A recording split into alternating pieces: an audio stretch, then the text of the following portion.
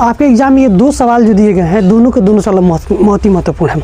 अब देखिए मैं आपको बता दूं, इन दोनों सवालों में से अगर मैं बात करूँ अगर इस सवाल की, तो ये 100% गारंटी ले सकता हूँ।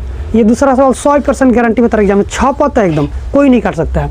इसको थोड़ा ध्यान से देख लेना है। सवाल दिया है कि एक घन का पृष्ठीय क्षेत्रफल 96 सेंटीमीटर स्क्वायर है, तो उसके प्रत्येक किनारा का मान क्या होगा? आपके सामने ऑप्शन दिया गया है ना।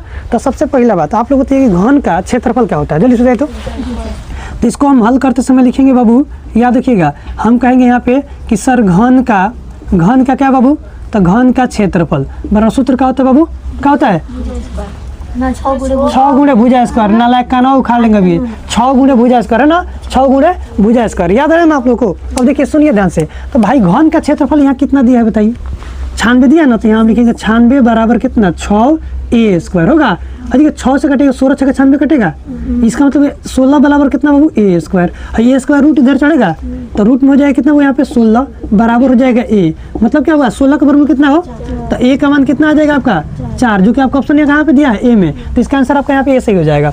और दूसरा सवाल सुनिए ध्यान से, जो कि काफी महत्वपूर्ण है आपके एग्जाम के लिए। ये जो दूसरा सवाल बता रहे हैं ना, ये अति महत्वपूर्ण है आपके एग्जाम के लिए, छप रहा है एग्जाम में। तो थोड़ा ध्यान से देखिए इसको कैसे बनाना है। इस बार का ध्यान से, दो अर्धगोला के आयतनों का अनुपात दिया है। तो पहले काम करेंगे, दो अर्धगोला का है ना बाबू, तो पहले का अर्धगोला कितना बाबू? तो तुम कहोगे सर कि 2/3 क्या हो?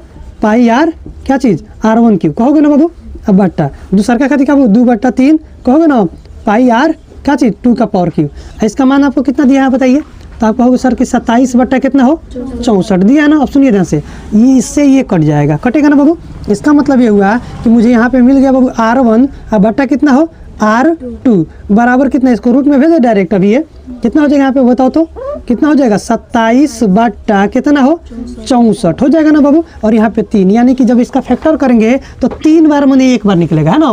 तो 27 को 3 गुणे 3 गुणे 3 है ना जी, तो एगो 3 निकल जाएगा। 64 के लिए 4 गुणे 4 गुणे 4 3 बार, तो एगो 4 निकल जाएगा। मतलब ये हुआ कि r1 का मान 3 है तो r2 का मान 4 है। तो आपसे अब कहा ये है कि इसका क्षेत्रफलों का अनुपात बताइए। तो अर्धगोला का क्षेत्रफल क्या होता है बताइए आप लोग? तो कहोगे कि सर जी 2πr1 स्क्वायर बटा 2πr2 स्क्वायर ही ना करोगे बाबू। तो 2π से 2π कट जाएगा बाबू, यानी कि r1 स्क्वायर, r1 का मान कितना दिया है? तो 3 का स्क्वायर कर दीजिए बटा r2 स्क्वायर, r2 का मान कितना दिया है? 4 का स्क्वायर कर दीजिए। तो 3 का स्क्वायर कितना हो? 3 3 9 है, और 4 का स्क्वायर 4 4 16। किस में दिया है? 16:9, 9:16, तब बी आंसर 20 हो जाएगा। उतारिए जल्दी से।